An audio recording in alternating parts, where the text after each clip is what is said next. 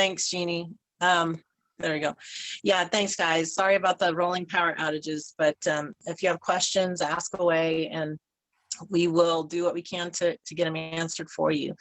All right, I'm going to go ahead and put my phone up so you can see the surface. Okay, so this is what we're going to be making, the feather kiss pour. And I've got a canvas. It's a little bit larger, but it's the same, square shape. So you'll find that when you do these pours, they'll cover a lot of area. So you can go, it's pretty easy to go bigger without issue. Okay. And I'm going to zoom in just a touch if I can. All right. Okay. So we're going to be using our pouring medium and our string gel. These are really fun mediums for acrylics because they can really do lots of interesting things for that beautiful color. The pouring medium, as you might guess, is to be used to pour onto a surface. And it's really important for this technique. String gel has a very honey-like texture, and it's going to be nice with this because it's going to keep the pouring medium from being too fluid. Okay, so they're a nice combo together. From doing this, there are videos out there that you can see where people are doing this kind of kiss pour. Most likely they're using materials that are not artist quality. They're probably using glues and things that are not going to be as permanent. So I'm really excited that this is an opportunity to use artist quality materials to make those interesting kiss pour feathers or other kind of pouring techniques that won't be as fluid as just pouring medium alone.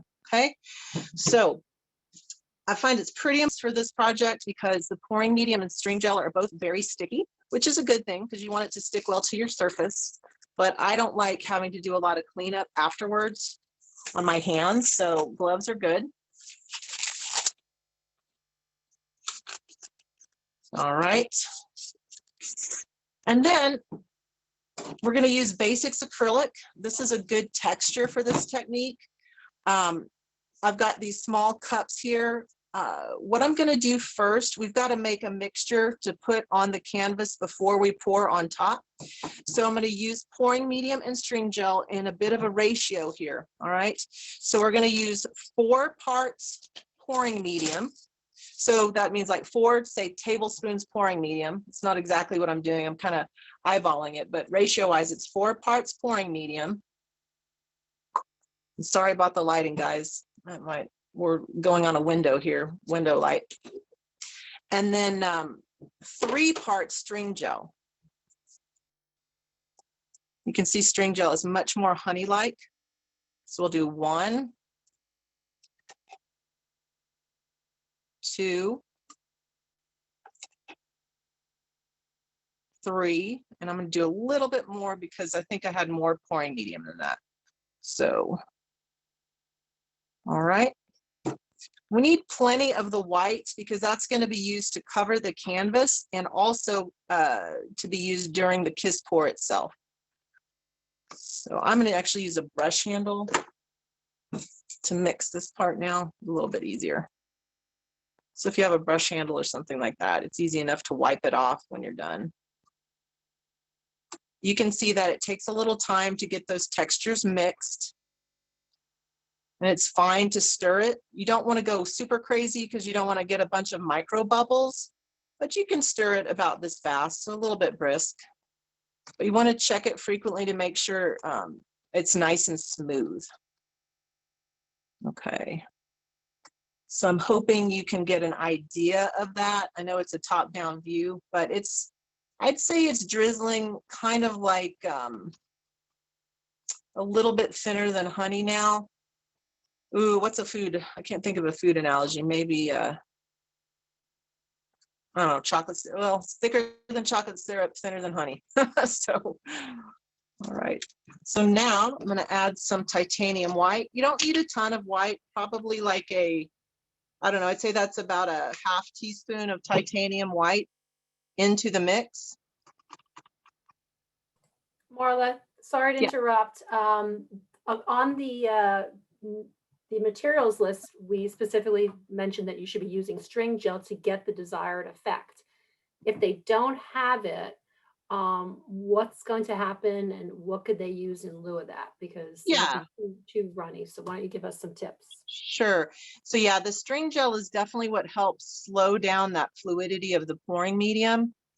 If you don't have string gel and you want to do it with just pouring medium, the issue is it's going to be super fluid. So you won't get the tight line work that the feather example has.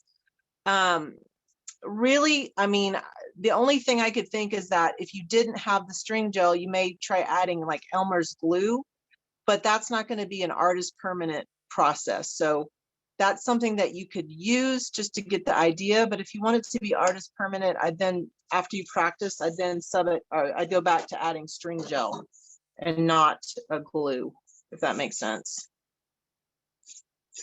Did that answer it for them, Jeannie? Yeah, well, yeah, that's basically what we said on the supply list. So we didn't offer any alternatives because we wanted to keep this artist grade. So apologies Yeah. for those that don't have it, but the lesson plan does call for us to use these materials. So it's being recorded. So I would suggest that you follow along because we want you to have the best results.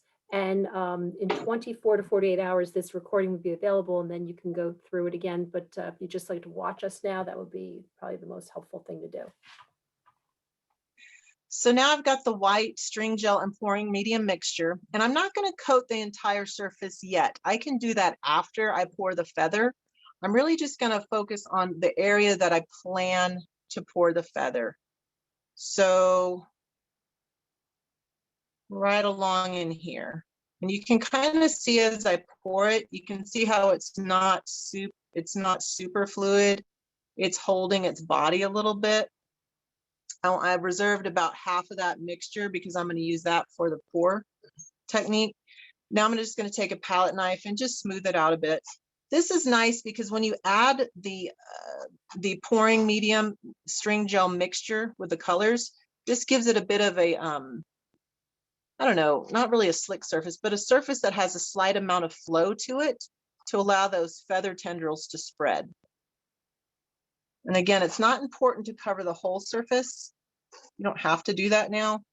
I kind of like to do it later because if I have any blips, I can kind of just scrape them off or add more of that white mixture to cover it up if I have any blips when I'm done, little mess ups or whatever. Okay, and the other thing, guys, this is not super exact, so I have to tell you that it took me several tries to kind of get it to the right texture. I'm thinking that this is a little too stiff, so I'm probably going to add just a little bit, I'm going to add a little more pouring medium to my mixture. I'm going to say like a half teaspoon, about a half teaspoon. I want it a little more fluid than that. So just add that right on top, mix that together. And it's still that kind of stringy runniness, but it's just a little more fluid than this is down here. Okay. Plenty of paper towels handy is helpful. Always got to wipe off something, so that's good to have. And I'll wipe off my palette knife. All right, so I've got my white mixture. I'm going to mix, I think we'll do 3, maybe 4 colors here. I'm going to start with our basic cadmium yellow light hue.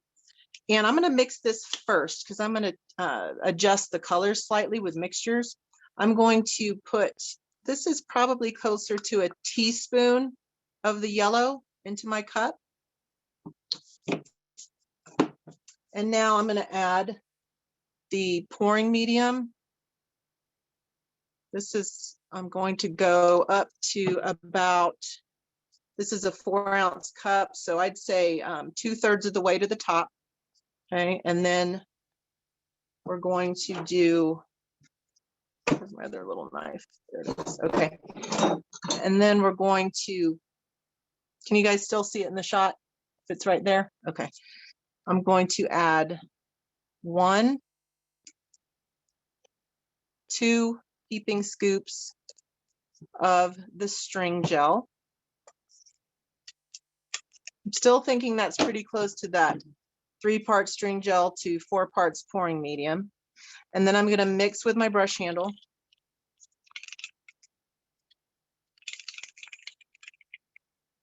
Again, you can see pouring medium and string gel are very milky when they're wet. That has to do with the water content in any acrylic paint or medium. And when the piece dries, what happens is the water evaporates and the color darkens slightly. We call that color shift or value shift. So just know that when you're mixing the color, this yellow will be slightly more intense when it's dry, which is something I always kind of like about acrylics. I kind of like that surprise of, ooh, that color's a little more vibrant when it's dry. Marla, I just want to jump Yeah. in because I just want to elaborate or just take a moment to talk about the ratios again. So Sure. in terms of the pouring medium to the string gel, we were discussing this before we went on camera as well. You're doing strings. So string gel is 75% of how much pouring medium you put in, basically. Yes. Yeah. So Yes. all Another right, way you could say it. it's Yeah. only a quarter if you took it in quarters, it's only a bit just another, or like say tablespoons. If you do 3 tablespoons or 3 palette knives of the string gel, you would do four proportions of the pouring medium. Yeah. Yeah. I know it can feel daunting when you're starting out. You're like, oh, I got it get it exactly perfect. But that's one of the beauty parts of acrylics is even if you're not, it's not like a baking recipe where if you get too much flour or too much milk or whatever, it's going to mess up your cake. With this, if you get close, it's nothing bad is going to happen. It may just, I mean, if you get close, but not exactly where you want it, nothing bad is going to happen. It may not flow as much as you want. So that's why I adjusted once I poured this out. I'm like, I need it to flow a little bit more. So I added a little bit more pouring medium to the white. I think this is one of those techniques that you can be a totally professional artist and it would be very difficult to get a perfect pour the first time because you really have to kind of get a sense for what the textures will do when they're mixed. This will get you very close, but don't panic if you feel like you're getting your measurements off slightly because you're still going to end up with something really lovely. It may need a little more handwork when you're done, okay, based on how it flows. So acrylics are very user-friendly, and this piece is too. It's just if you don't feel like you got the mixture exactly like you wanted, it's easy enough. Hey, when I was doing this, I scraped a couple off and did it again. So that's something too. So you're not wasting your canvas. You might waste a little bit of paint, or you could put it on another surface and let it dry and then use it for collage or whatnot. But if you feel like you didn't get exactly what you wanted, you can scrape it off quickly before it dries and then reuse your surface to try again. These ratios should get you pretty darn close, but this is a technique that will take a little bit of practice. It's not complicated. You kind of have to get a feel for it as you go. I know that might be a little confusing, but I think it makes sense when you're doing Marla, it. sorry, I was Yeah. typing away because there's some really good dialogue going on within the chat. Thanks for that. So we haven't got to the paint yet. We're still doing the gel, the string gel and the pouring medium. But as Marla mentioned, it's really one of those things that it's about the viscosity. And someone mentioned, depending on where they live, it could also impact Right. how fluid it's going to be. So just be Yeah. mindful of that as well. And for those who've experienced with it, you could see that it was too tacky. So she added some more of the pouring medium to get that Yes. fluid. Yeah, and that's exactly right. It's colder in my studio today than when I first did this a couple of months ago. And the mediums, they have water in them. Okay, all acrylic mediums have water in them. So water, as we all know, can be very affected by the environment. If it's cold, evaporation is slowed, and it can kind of just, not want to flow as readily. If it's warmer, it's going to flow more readily and evaporate quicker. So yes, whoever said that on chat is exactly right, that yeah, your environmental conditions can also affect the flow of your paint. But the beauty part is it's not going to ruin your project. It may mean that you have to adjust slightly as you go, which you'll understand more as you try this technique. So one other thing is that we're doing a couple steps. The first step that we're looking at right now is that we're focusing on right now is the surface prep. But we did start out with color that was mixed with the pouring medium. So if you want to just reiterate the percentages on that as well, because you already had the yellow that you mixed. So Right. let's refresh Yeah. everyone on that. Sure. So with the yellow, with the cadmium yellow light hue, first I did like the 4 parts pouring medium, 3 parts string gel, and then you could say a little less than 1 part of the paint. If you're talking cooking, 4 tablespoons, or let's say 4 tablespoons pouring medium, 3 tablespoons string gel, and 1 tablespoon paint. It wasn't that much, but you get what I'm trying to talk with proportion wise. You don't need a ton of color. Really what you're using more of is the medium. Okay, the color is very vibrant, so you don't have to have as much to color a lot of medium. And that's one of the other beauty parts too. It's a really economical way to work when you use mediums, because a little bit of color goes a long way when you mix it into mediums. Did that answer it for them, Jeannie? I don't know. I believe so. And then Okay. you already mixed the cad yellow light hue. And Yep. now we're going to mix, there's another color, which is the orange, the cad Yep. orange hue, which she'll show again. So Yep. So this is my cad orange hue. And I'm going to, this is probably, so back to cooking, that's probably closer to a teaspoon. Okay, so not the tablespoon, like I said, but more like a teaspoon. And then on top of that, I'm going to go up to about here on the cup, which is about 2/3 up the 4-ounce side of the cup. Okay, with the pouring medium.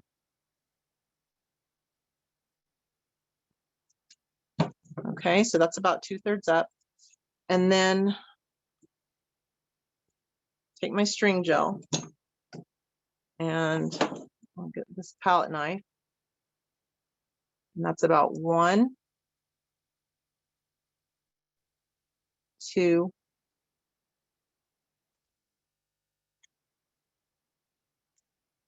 3. another question, because we're taking the time to prep. Yeah. People are asking, is the surface, the canvas surface right now getting, how long will it, what's your window before it starts drying up and you have to like Yeah, it's still fine. Pouring medium and string gel are some of our slower drying mediums, but you know, for cases like this, since we're, you know, it's always a nice idea to have a little cheapy spray bottle of water handy, because if you wanted to, or if I want to, I can just spritz a little bit of water on top of this before I pour, and I'll do that right before we pour just to show you. I don't know that that's 100% necessary, honestly, but it doesn't hurt to have that handy when you're working with acrylics. Because again, the environmental, you know, if it's hot and dry, you might need to mist it. But today, since it's so cold in my studio, I'm thinking we're going to be okay with this amount on the canvas.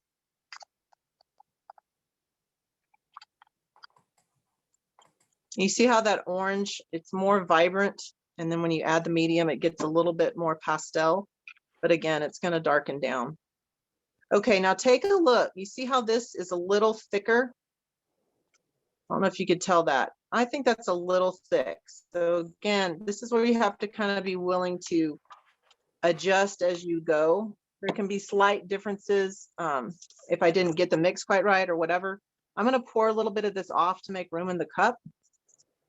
And I'm going to add a little bit more pouring medium because I feel like that mix is a little too thick. So really what I'm looking for is I want it to drizzle off the brush quickly and not be so close to honey. Okay, I want it to have a pretty quick flow. That's a little better. Yeah, I need to add a little bit more. Sometimes this may seem weird, but sometimes different colors, you know, the cad hue versus the cad yellow, even though Liquitex does everything it can to get all the colors to have the exact same texture, different pigments can react slightly differently to the base, and they can just work a little bit differently in your medium that you add. So it's not something to let frustrate you. Just realize that you can change it. You're in control of what you want it to look like. You see how I added more of that pouring medium? Now it's flowing much more smoothly. I don't know if you guys can see that from top view, but I'm watching for it to drizzle off the brush very quickly, and it did. Okay, I don't know if that helps to see it like that. It's flowing, but it's not flowing like water. You might want to drip some or drop Yeah. some on that on your spare, practice Okay. space so that you get a feel So- for it. There you So go. it still has a drag to it, but not, and it's not as fast as water, kind of like Syrup. Someone suggested yeah, syrup. syrup. Thank you. Couldn't think of Thank the food. you, Jency. Yes, we have Syrup. a lot of really creative artists out there, participants. Those Jency, I think, said that. Thanks for the advice. Okay. All right. So I want to also, you can now, of course, you can use whatever colors you want, but we're sticking with the yellow and orange, some analogous colors, and I want to mix a couple, or at least one in between the two. So I'm going to add half a teaspoon of yellow, half a teaspoon of the orange, and you know what? I want to add a little bit of white. Ah, my lights came on. Okay. So say a quarter teaspoon of white. Okay. So now back to the same. I'm going to go up to about 2/3 the lip of the side of the cup with the pouring medium. And then 1, 2, 3 of the string gel. And then give it a stir with my brush handle.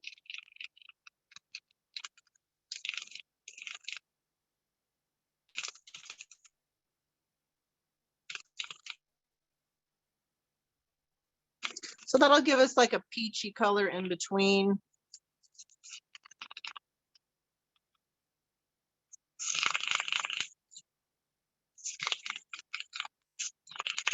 Marla, why don't you just put a little drop of that next to the orange just to kind of get perspective? Yeah. On the sample Sure. acrylic sheet so we can see what it looks like next to it. Okay. Can you see how that looks? All right. So the white, the yellow, and the orange gives you a peachy color, which I think will be nice intermixed with the tendrils of the feather. Now, and you could do more. You could do like a light yellow, just an even lighter peach on its own. But just for purposes of simplicity, we don't have to go that far and still get a pretty unique, nice feather. So I've got my 4 colors. I've got my white, yellow, the orange, and then this peachy mixture of the yellow and the orange. And now what you're going to do, if you're following along with me, I didn't find that there was a huge strategy to doing any particular color first. So I think I'm going to start with my peach color, because what we're going to do now is we're going to layer or stack the colors in the cup. And you'll notice that I'm going to keep this cup at an angle, because what I want it to do, I want it to drip into the side of the cup as I layer each color. And then I'm going to take this cup with my white and begin the pour. Okay. So I'm just going to keep it on this angle because I don't want my colors to mix together when I put them in the container. So you see, I'm just going to let some drizzle down the side of the peach color. And now I'll take a little of my orange, drizzle it.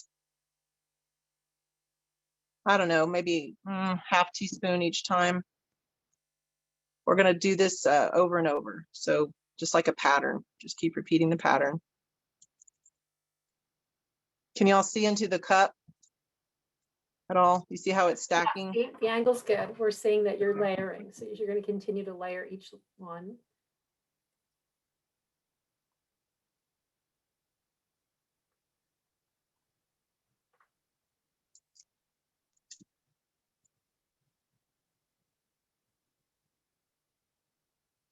What's interesting is you could theoretically do, well, not even theoretically, you could do this whole piece without the string gel, but the problem is once you get it on the surface, the pouring medium is just so fluid that it's going to not hold the feathery parts that will make it look like a distinct feather. So Right, the that's shape. why adding that, yeah, the shape of the feather. That's why adding that string gel keeps the shape, but it still allows the flow of the color, of the pouring medium with the color.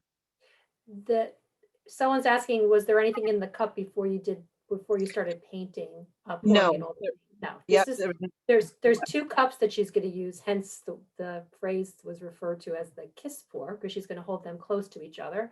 This is the painting cup that has already a pre-mixed proportion of the color to the string gel to the pouring medium. And then in the other cup, you're going to have just the string gel and the pouring medium. So she's going to continue to layer these in.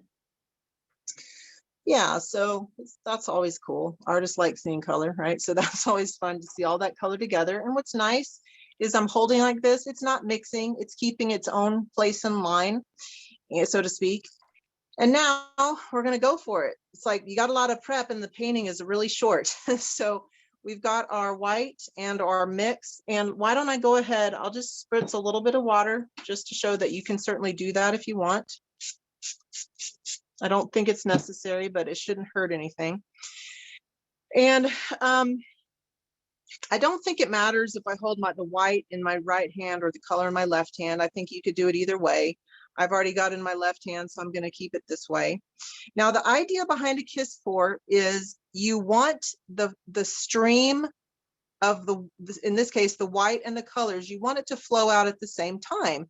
And what happens is, it's really cool, the colors and the white flow out together and give that illusion of like a bird's feather where you see the background behind the color of the feather. Okay.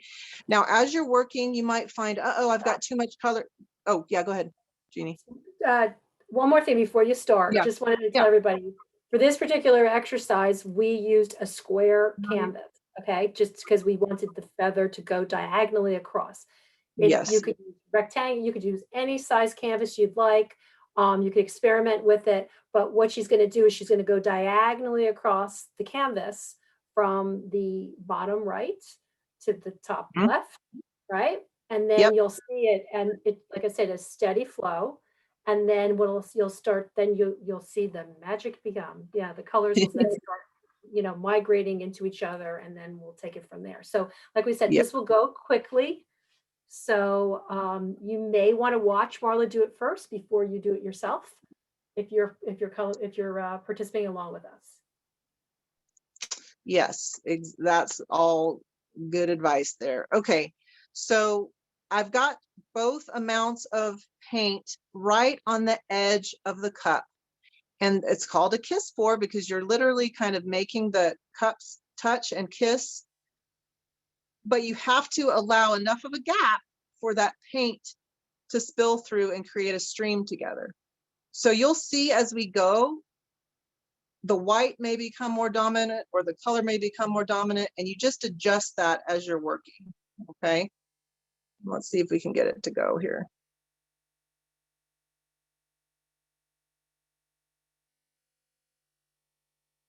I know you probably can't see it because my cups are in the way. Yeah, the angle is, but what's happening is they're both flowing out in that small gap between the two cups down to the surface of the canvas.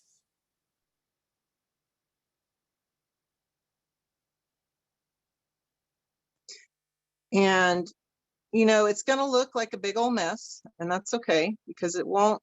There's a couple things you're going to do to make it feather out, literally feather out. And when you come to the top, you can kind of drop it back and see those little blips. That's what I'm talking about. I can clean up pretty easily. Okay. From experience with doing this before, I can tell that my mixture is still a little thick, but that's okay. I can stretch it out a little bit. So if this happens to you, don't don't worry, you can still get it to be a little bit more of a thick feather. The nice thing about these mediums is they're still fluid, and you can see how I'm kind of stretching it by tilting the canvas diagonally.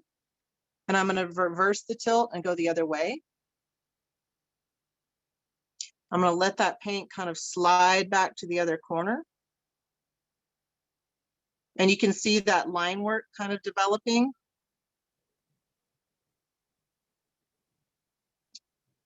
So one And other thing I would suggest, Marla, yeah, when you were pouring too, would you add a little bit more of the pour towards the center to create like more of a thickness, to create the silhouette of a feather? You know, you could do different things yes, to, you could to create the yeah, dimensions of the feather. yes, you could certainly do that. This is where, yeah, I mean, I'm gonna, it definitely is gonna require some handwork on my part, but the nice thing about it not being so fluid is once I get it where I want it, it's gonna stay that way. If I had it too fluid where it poured and flowed a lot, it's gonna keep flowing even as it dries, if that makes sense. So it's a delicate balance to get it flowing, but not so flowing that it doesn't hold its shape when dry, okay? So what we're going to do next is we're going to create the center part of the feather. And so you can just take a brush handle or a toothpick if that's what you have, and just drag it through the center stem of the feather and go a little past the base to create that edge. And then what we're going to do is take a palette knife or a toothpick and begin to kind of just drag out the tendrils.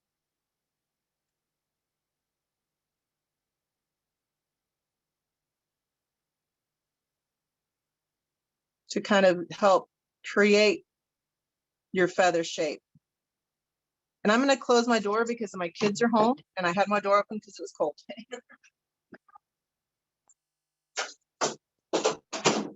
Sorry about that. You could see that, so, you know, people were saying everyone's going to have different color dominance depending on how you layer those colors in. Yes. You know, because you could do it just with two colors, but someone's saying they mostly got one color.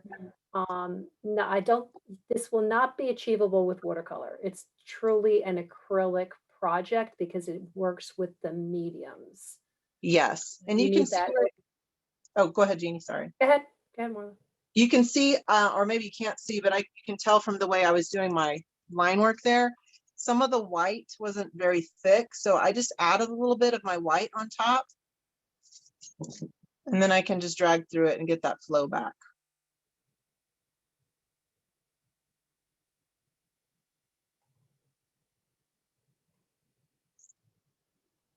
But yes, depending on what colors you use, if your paint is a little more fluid than mine was, and like Jeannie said, when you pour it, you can build it out in the center more.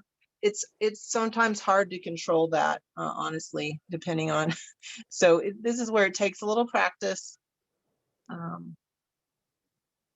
But I found that you can drag it to get a little more the shape you want. Like here, I don't like that gap, right? So I'm going to do a little bit more of my line work to kind of help feather it out. And then you kind of think of a bird's feather, how it kind of tweaks up towards the top or flips out towards the top.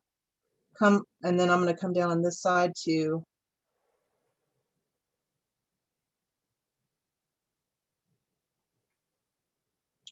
It's like marbleizing. In cooking, if you have different syrups on a plate and you drag a knife through it, it's kind of like a marbleized effect. Right. That's where the toothpick really gives you, Yeah. that's also another kitchen tool you could use, or Yeah. home tool. Yeah. I'll switch to a toothpick so you can kind of see that. It gives a little bit finer line. Actually, I want to use my palette knife. The palette. We're gonna stick with the palette knife because, to continue with you could always do that in between. Yep, you can certainly. But you can see that you're creating more of that definition and detail. And because the viscosity of string gel allows for you to work through it to create some more definition. Had it just been pouring medium, it would have been too fluid, and it has a tendency, it's like self-leveling pouring medium. It has a tendency to just fill the gaps. So it's hard for it to get any kind of definition. So that's why we wanted to introduce the string gel.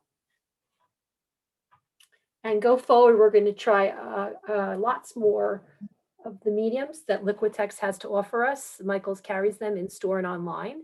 And I would encourage everyone to check out the website, go in store and see what they have to offer. But also, when you finish your creations, we'd love for you to share it with us. I'll put it in the chat, but you can put hashtag make art with Michaels. We could also do hashtag Michael's classes. And then also we're doing Liquitex official, hashtag Liquitex official. So we'd love to see it. Plus Marla, you want to tell everybody, your handle. Yeah, there's. There we go. Can you turn it the other way? The counter go. Yep, there you go. Keep going. One more swing to the right. Nope, the other way. Your other right. Keep going. Oh my God. God. There you go. There you go. How embarrassing. There you go. That's but All right, live classes. There you go. So as you can see, the preparation was in the time was in the preparation. The pouring was quite swift, but it looks really good. And now you're going back and making some more definition to create that vein again. Yeah. And that will kind of flow. Yeah. Oh, pardon me, Marla. Someone's saying that, is there anything under the middle of the canvas to keep it from puddling? I got what you're saying. No, there's not. And that's the beauty part of the string gel. So even though the weight is here, the string gel keeps it from all flooding together. So that's why the string gel really is an important part of getting this to stay where you want it. Because if it was just pouring medium, you're right. The weight of the medium itself would force everything to kind of roll back together. So I hope that answered it for them. But yeah, there's nothing. It just has the white pouring, the white pouring medium mixture you put down first, but there's nothing underneath here to prop it up. It's not required. Okay. Now this is where, once you get your feather where you want, and here's something too, guys, you're the artist, right? You don't have to make this a technique that's perfect as it is. If you feel like, look, I don't like how my feather has so much orange up here, you can take some of your excess color and, drag in, some marks with your toothpick. If you want to add a little bit of yellow up there. Okay. If you feel like it got a little broken up or too much of one color, you can always come in and add some of the line work. Marla's using the regular pouring medium. She's using it, which is the original, I guess, gloss is what we would refer to it. And yes, we do have 2 other mediums that are coming into the line that are being introduced, which are iridescent and matte, but she's using the original one, which is going to give you a gloss look, a gloss finish. Yes, and you certainly, that would be fun to play with the other 2, because it's this technique you could certainly use with those other textures. And I like how you went back and used the yellow, because someone had a question early on that there was one color that was more dominant, but you could see how, this is an evolving process here. So it's really taken on nice life. I mean, has a very wispy, feathery look to it. Yeah, it's you design it how you want it. And honestly, guys, if you're doing this and you feel like, man, that whole thing, that's not exactly what I wanted, this is still very wet. You can scrape it back and do it again. Or you can put another one here, or you could even, you'd have to let this dry if you want to overlap another one, because then they just kind of, slide together. But don't feel like you'd have to just leave it like this. You can, let it dry and then add more as you go. If you like it as it is and you want it to be more complete, this is where I would take the rest of that white and you know, pour it around the edge. Someone was just asking what you were going to do about the perimeter and just to smooth it out or, you know, like wisp it out. Yep, you just, I mean, you don't have to use white, but I'm just going to use the remaining white that I have. Right. And just with a Finish palette it knife. off. Yep. Right. And see how I can cover that up. A little blip I didn't like. Someone else is asking some questions, Marla, which is really good about, you know, what's that white? That is the surface area that was prepared so that the dominant white area was the combination of the pouring medium and the string gel, which allowed for this feather to stay contained within the center of this picture. So, or frame. One other thing that someone asked about string gel, I would encourage you to go to michaels.com/classes because we actually have other projects that we use string gel with. So you can go back and look under Liquitex. We had some really cool things that we did during, you know, some of them are, one was a holiday Christmas tree. There was one that we did that's on the project page that looks, it's just all black. It's string gel using a palette knife to create a spooky tree, which is really quite stark and really is actually a really cool thing. We're going to probably bring you up some other projects down the line with many of the mediums, particularly string gel. And as you can see, Marla's using a palette knife quite a bit, and we are going to be presenting you quite a few more classes with some impasto technique, or we'll be using palette knives to do some painting. So I encourage you to go sign up at michaels.com/classes. And also in about 24 hours, you will receive a survey, which we'd love for you to have for us to complete for us so that we get some great feedback and that we can continue to curate and present classes that are meaningful and relevant to you. But it's coming together nicely. So I'm going to jump back on the chat and put answer some more of these questions. Sure. So yeah, it's one of these things where you can keep playing with it. And yeah, if you feel like the color's too uniform, you can certainly add other colors in. Like say I wanted to have more of the effect of the white showing through, I can take a little bit more of my white and add that back in. One other question, Marla, is about colored backgrounds. Certainly it would make things a little bit more complicated because I think that, you know, knowing you have to have that surface, what would you suggest if someone wanted to do a colored background? Yeah, so originally tried this feather on a gray background. And so the way you would do, so say you want to have a gray background or you want to have a blue background or whatever, instead of using white, you would mix your gray or mix your blue, put it here, mix your other colors, and then pour the feather on top and include that other, you know, the gray or the blue as your other part of the kiss pour, just like we did with the white. The only problem is if you have to think about color theory then, because if you're putting lighter value colors on a darker value background, you're going to lose some of the vibrancy. And it's just and as Jeannie said, it's a little more complicated because it just if it's a gray or a blue, it's going to weave its way into the design of the feather, and you're going to lose some of the color intensity. Doesn't mean you can't do it; it just won't be as vibrant of a pop of color as it is on white. So if you wanted a different background, just it's everything I did with the white here. Do with your background color. Just know that whatever color you pour on top is going to be affected by the color underneath, right? Does that make sense? Do you think does that make sense, Jeannie? Are you guys there? Are you there? Okay, I hope that made sense. I'm sorry if it didn't. Yes, even now I'm having technical difficulties. Sorry about that. Yes, it does make sense. People are saying yes, yes, yes. Okay, good. So, yep, we had some really interesting classes. I was just going to I put the information in on the chat. Where when you register for this class on the class website, if you go down, it has already the pre-recorded classes. So you can go back there and in 1 to 2 days, you'll see that.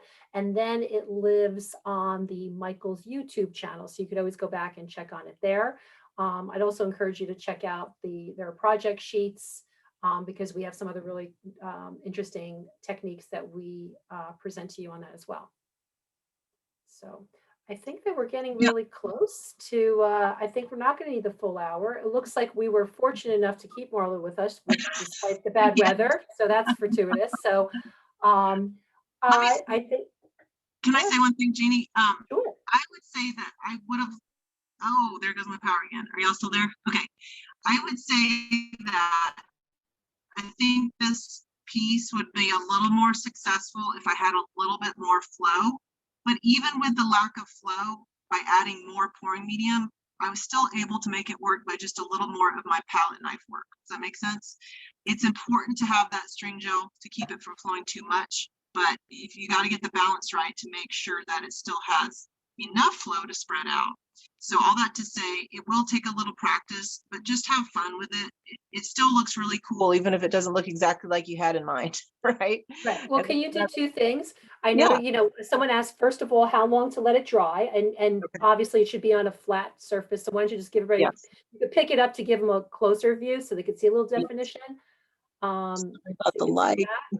Yeah, see how little that is, but you could obviously, like I said, it's self-leveling. You can work with your palette knife to smooth out the perimeters, but how long to dry and in what conditions? So Right. So it's going to be touch dry. Different parts will be touch dry with probably 6 hours or so. The whole thing will be much more dry in say 24 to 48 hours. Dry enough for shipping. Like if you're shipping it out, you want to wait at least 3 days, maybe longer, depending on how thick it is on the surface. If it's very cold and more humid where you are, it's going to take longer than if it's hot and dry.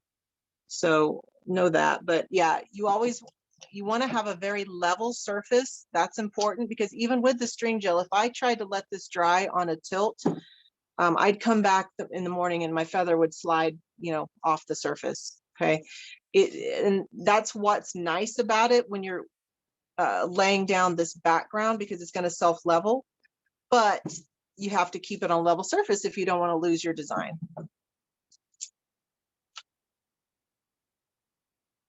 Okay. Is that it? Is that good, guys? Thank you so much for doing this class with me. Thanks for putting up with the weather conditions and my lack of lighting and all that good stuff. But I hope you have a really fun time trying this technique. So once again, I want to thank everyone for joining us. Yeah, it looks great creations. Posted at #MakeArtWithMichaels. Also, #Michaels classes.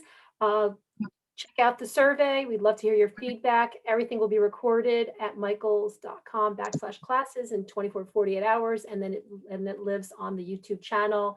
Please join us. We have plenty other classes coming up. This is pretty much our steady time period on Tuesdays. And Marla has some really interesting impasto painting techniques that we'll be presenting to you in a few short weeks. So thanks again, Marla, for hanging in there. And thank you all for participating and supporting both Liquitex and these great classes that Michael, this time slot that Michaels has allowed us to present to you all. Yes. Thanks a lot, guys. Okay. Have a great day.